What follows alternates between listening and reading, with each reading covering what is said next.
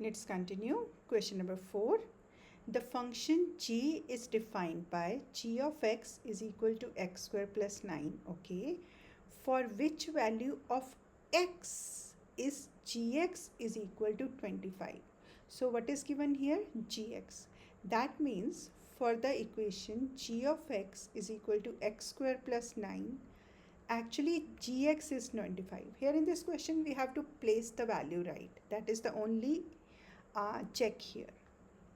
Now I need to calculate the value of x. Okay, let's do subtracting 9 on both sides. So x square is equal to 60. Now let's square root both sides.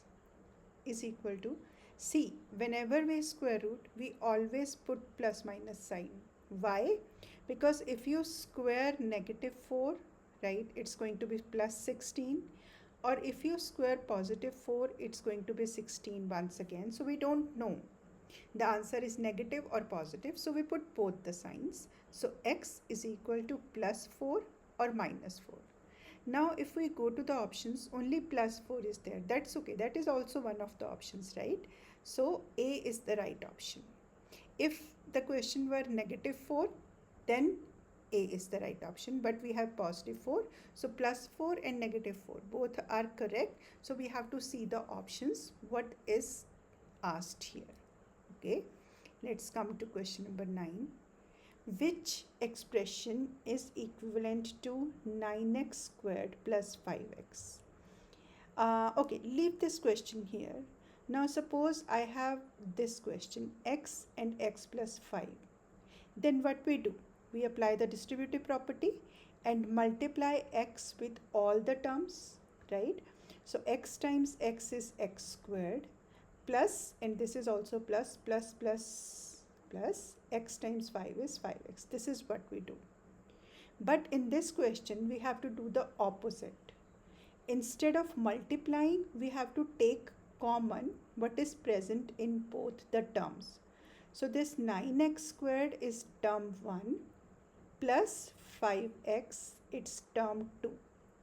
Now if we write all the factors, 9x squared is 3 times x times x, term 1 is factorized, plus 5 times x. Now we will see which term or variable or number is common in both the terms. So this is x, right? So sorry for that. We will take x common. Now what is left? 3 3s are 9 and x, 9x plus 5, right? So this is just the opposite of the distributive property. Now let's see. Yes, option A is the right option. Let's move to question number 6. Each value in the data set shown represents the height in centimeters of a plant. Okay, this. What is the mean height in centimeters of these plants? In case of mean, we do not need to arrange them in ascending orders, because mean, this is a symbol for mean, is actually equal to sum of all the observations, right? Observations are here are 6, 10, 13, 2 and so on. Sum of all the observations upon total number of observations. So let's see what the total number is. 1, 2, 3, 4, 5, 6, 7, 8, 9, 10. So 10 are the total observations. And what is the sum? 6 plus 10 plus 13 plus 2 plus 15 plus 22 plus 10 plus 4 plus 4 plus 4. Okay, use the calculator. It's 90 by 10, so that is equal to 9. So our answer is 9.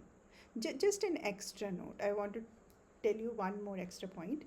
When we write sum of all observations, right, it is sum of all observations.